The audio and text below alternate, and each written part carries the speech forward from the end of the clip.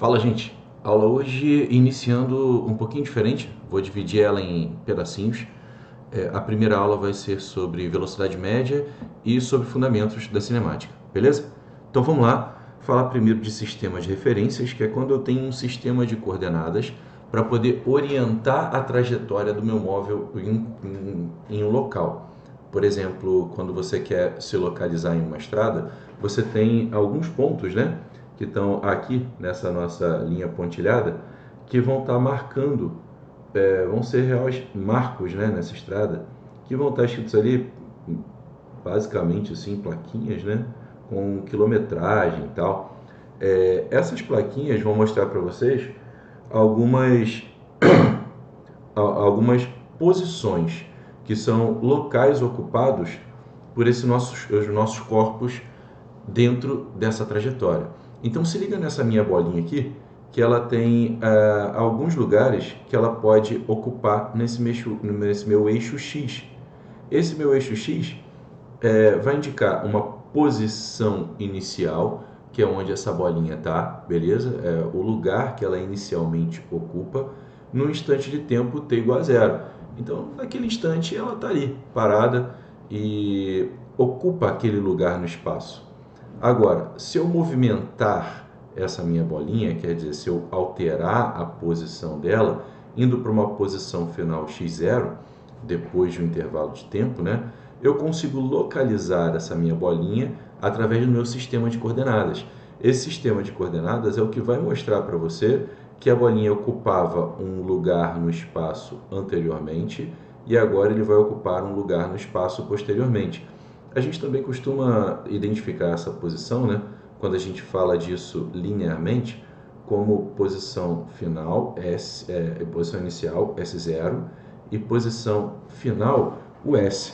A gente consegue, então, determinar através de uma grandeza física, que é uma posição, um lugar no espaço, onde essa bolinha vai estar localizada. Exemplo que eu sempre dou para vocês é, por exemplo, você está passando numa via e você presencia um acidente, alguma coisa do tipo, né? E você vai ligar para o bombeiro e o bombeiro vai te perguntar, tá, tudo bem, você está na BR-116, mas onde na BR-116? E aí que você vai dizer, eu estou por volta do quilômetro 30, do quilômetro 40. E aí sim, esse carro de resgate vai saber até onde ele vai, né? Porque quando você me fala de uma trajetória, eu estou te falando, por exemplo, da BR-116 inteira, que é enorme, né? Essa demarcação traz para a gente algumas facilidades, beleza? Então vamos começar com esse conceito de posição ou espaço, e agora a gente vai para um outro conceito de repouso ou movimento. Quando eu falo para você e faço a pergunta, aqui eu mostro esse passageiro que está na parte de trás aqui do nosso ônibus, ele está em repouso ou ele está em movimento? A resposta sua sempre tem que ser, depende. Depende do quê? Do referencial. Digo para você, se eu tomar como referencial o motorista, por que que o meu passageiro, como que o meu passageiro vai estar? Em repouso ou em movimento? Basta você perceber que com a passagem do tempo, a distância entre passageiro e motorista não se altera. Quando essa distância não se altera, eu tenho o conceito de repouso. O conceito de repouso é quando para um certo referencial, a posição do nosso objeto não se altera, se mantém sempre a mesma. Agora, se eu mudo o referencial para o ponto de ônibus, e quem é esse referencial? É quem está olhando, né? Quem está de olho ali. Se eu mudo esse referencial para o ponto de ônibus, olha o que acontece com o passar do tempo. A distância do nosso passageiro para o ônibus, ela vai se alterando com o tempo. Então você percebe que em relação ao ponto de ônibus, o nosso passageiro está em movimento, certo? Então, o conceito de repouso ou de movimento, ele vai depender de um referencial, de quem está olhando, para onde eu estou olhando. Né? Você percebe aqui, ó, por exemplo, a minha caneta, né? A minha caneta ela está em repouso ou em movimento? Depende. Se em relação ao meu corpo, você vê que a distância dela em relação ao meu corpo se altera, beleza? Mas em relação aos meus dedos, a distância dela não se altera em momento algum. Ou seja, em relação aos meus dedos, a caneta vai estar em repouso. beleza? Então sempre tenho isso em mente. O conceito de movimento de repouso depende do referencial. Agora para um outro conceito que é importante, que é o de trajetória. Aqui quando essa mosquinha vai ocupando diversas posições, cada pontinho desse daqui, né, vai ser uma posição ocupada pela mosquinha. E essa mosquinha ocupou diversas posições nessa linha, nesse caminho dela, né? E esse caminho, que é a reunião de todas essas posições, é chamado de trajetória. Agora, a forma dessa trajetória, ela depende de um referencial. Aí eu tenho para vocês um exemplo. Fica ligado aqui, por exemplo, nesse meu aviãozinho, né? O aviãozinho está aqui no ponto A e eu tenho um referencial no solo. Tem uma galera que está ali observando esse aviãozinho se mover. E quando esse aviãozinho dropa essa bomba, vai para a arvorezinha B ali, ó, o áudio não bateu, né? Ó, agora que caiu. Quando essa bomba bate ali na arvorezinha B, você percebe que a trajetória seguida por ela e percebida pelas pessoas que estão lá embaixo foi um arco de parábola. Esse arco de parábola é visto, ele vai ter esse formato por conta do referencial. As pessoas que estão do lado de fora vão ver essa bomba caindo e fazendo essa trajetória em formato de arco de parábola. Agora, quando eu tenho como referencial uma pessoa dentro do avião, essa pessoa dentro do avião é que vai perceber a bomba caindo. E você percebe que ela vai caindo, caindo, caindo, e essa pessoa que está dentro do avião, ela olha para essa bomba e se distancia apenas verticalmente. Esse distanciamento vertical dá para a nossa trajetória um formato de segmento de reta. Então você percebe que quando eu tinha o meu referencial no solo, eu tinha uma trajetória em forma de parábola, né? Um arco de parábola. Mas quando o meu referencial mudou e foi para o avião, aí eu tinha o meu referencial em formato de segmento de reta.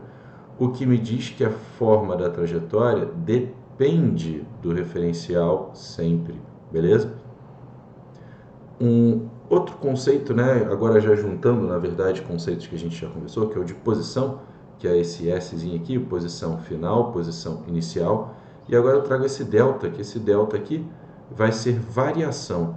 Então aqui eu estou falando de variação de posição, ou seja, a posição final menos a posição inicial. Quando eu falo de variação de posição, né, eu vou te dizer que sempre eu vou olhar para um lugar que é de onde eu parto e um lugar que é onde eu chego. Quando eu falo, por exemplo, dessa foto aqui, né, eu tenho uma foto da BR-116, essa estrada que passa por aqui por Minas, né, passa pelo Rio de Janeiro, e essa foto é uma foto do quilômetro zero dessa estrada. Essa aqui seria, por exemplo, uma posição, um lugar em que eu ocupo, um lugar onde eu estou. E, por exemplo, quando eu falo dessa BR-116, eu estou falando de toda essa linha vermelha que passa aqui pelo Brasil, que vai cortando o Brasil inteiro, né? Você percebe que... Opa, peraí que eu estou com dificuldade de controlar aqui o troço. Pronto. Você percebe que ela é bem grande, né? Ela vai desde Jaguarão, lá no Rio Grande do Sul, né?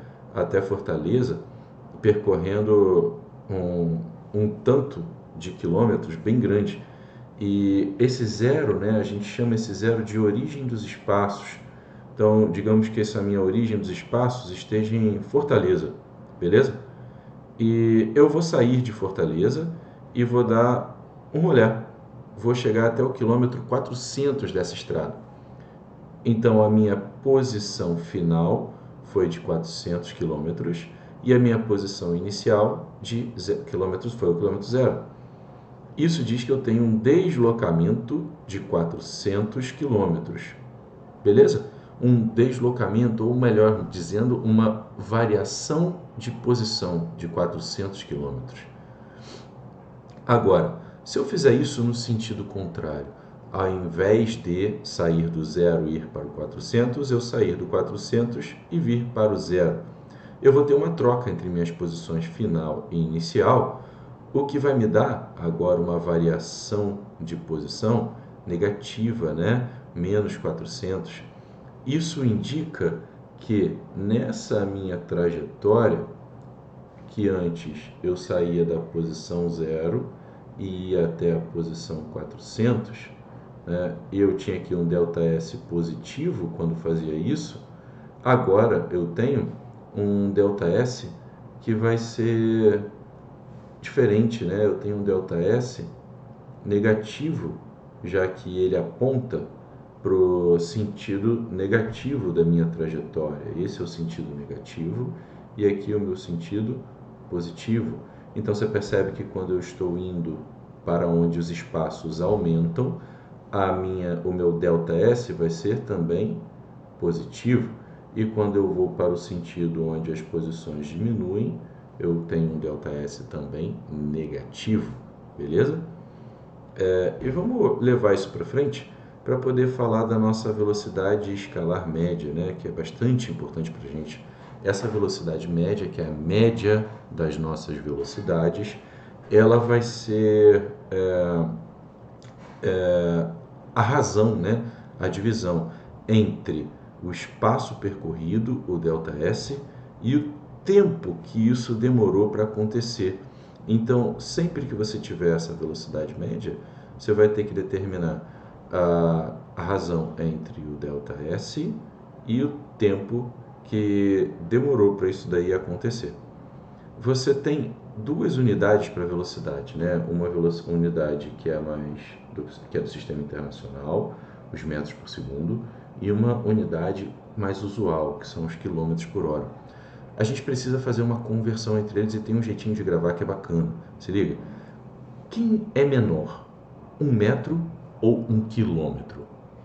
1 metro é menor. Então, sempre que a gente quer converter, a gente vai usar esse valorzinho, o 3,6, beleza? E esse daqui vai ser a única coisa que você vai ter que decorar, né? Esse valorzinho de 3,6. Mas você pensa, quando eu vou de metro para quilômetro, eu estou aumentando, não estou? E quando eu quero aumentar alguma coisa, eu multiplico, certo? Opa, volta aqui, rapaz. Volta. Ih, passei o negócio, foi lá para frente. Volta aqui. Pronto. Quando eu quero passar alguma coisa para frente, eu multiplico, certo? Quando eu quero aumentar algo. E quando eu quero ir de quilômetro para metro, eu estou reduzindo, né? E quando eu quero reduzir alguma coisa, eu diminuo, beleza? Eu diminuo, não, eu divido, perdão. Então esse 3,6 ele vai servir para a gente de que forma? Né? Você vai ter aí o metro por segundo, quilômetro por hora, e sempre que você quiser ir de quilômetro por hora, você vai multiplicar por 3,6. Por exemplo, se eu tenho aqui 10 metros por segundo e quero transformar isso em quilômetro por hora, eu vou multiplicar por 3,6 e vou achar que isso equivale a 36 quilômetros por hora. Se eu tenho uma velocidade de 108 quilômetros por hora e quero transformar isso daí em metros por segundo, o que eu faço? Eu divido isso por 3,6. Dividindo isso por 3,6, eu vou encontrar que 108 km por hora equivalem a 30 metros por segundo, sempre pensando nessa conversão entre as unidades de velocidade, beleza? Aí aqui agora tem algumas coisinhas para a gente poder passar, né, e entender. Por exemplo, o que acontece com o móvel quando ele está andando sem inversão de sentido? Ele vai sair de uma posição inicial, sair de lá às 8 da manhã, cheguei até uma posição final, às 10 horas. Aí, o que você quer calcular a velocidade média? Você vai fazer o ΔS, né, que é a distância percorrida, dividido pelo ΔT. Mas aí eu te falo no meio do problema que esse cara parou 15 minutos numa loja de conveniência, ou que ele fez uma parada de 15 minutos para trocar um pneu, por exemplo. Os exercícios vão trazer isso no texto para poder tentar te confundir. E fazer você pensar que você, por exemplo, dessas 2 horas de deslocamento, né, você só usaria 1h45 aqui no lugar do ΔT. Errado. Quando você fizer a sua velocidade média, você vai ter que considerar até mesmo o tempo em que esse carro ficou parado, já que uma velocidade igual a zero também entra na média das velocidades. Quando ele ficou parado, ele tinha velocidade que era igual a zero, né? Então, matematicamente falando, isso vai entrar dentro da tua velocidade e vai ser usado junto com ΔS para poder calcular a velocidade média. E esse ΔS tem alguns nomes, né? Variação de espaço, espaço percorrido, deslocamento escalar, e que nesse caso, onde não há inversão de sentido, a gente tem que essa variação de espaço é igual à distância percorrida.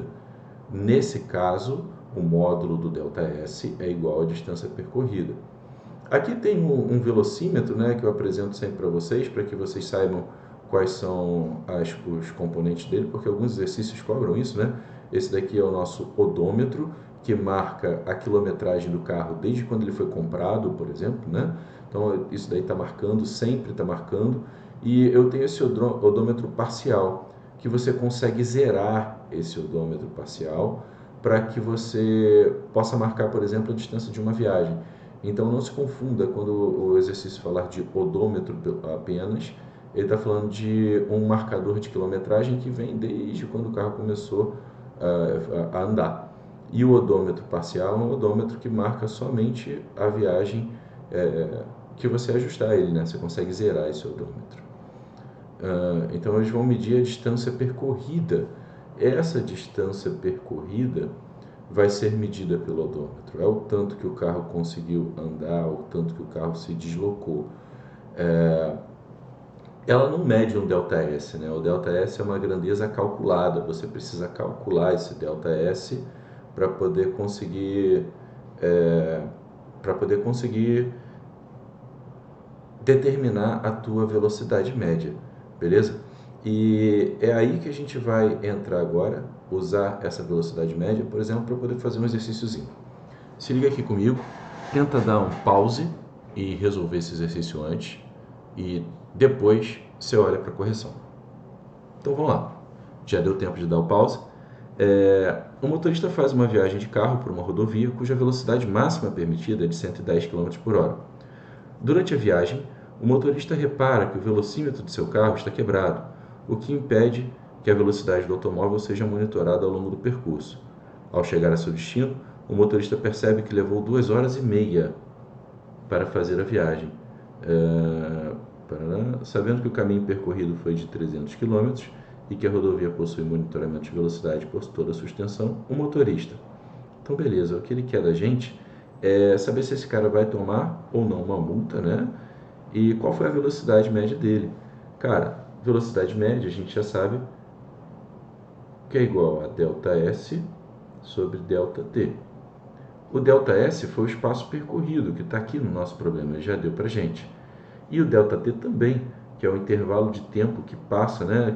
Que vai passar até esse cara chegar no local do destino dele. Então, o meu ΔS vai ser de 300 km sobre 2,5. Esses 300 km sobre 2,5, a gente vai ter 600 sobre 5, 1.200 sobre 10, 120 km por hora, que a único... Opa, deixa eu tirar essa bolotinha daqui. Sai daqui, bolotinha. O único lugar que dá pra gente essa velocidade é a letra A, onde a gente sabe que ele vai receber uma multa. Beleza? Vamos então para o segundo exercício. No segundo exercício eu tenho já uma questãozinha do Enem, né? Vamos resolver essa questãozinha do Enem. O mesmo esquema, sempre que a gente tiver um exercício aqui, sempre nesse mesmo esquema, tá? Dei um pause e tentem resolver e depois vamos para a resolução do exercício olhando para cá, se vocês não tiverem conseguido. Então vamos lá, pausa aí. Então vamos lá, já deu o seu pause, vamos voltar para o exercício.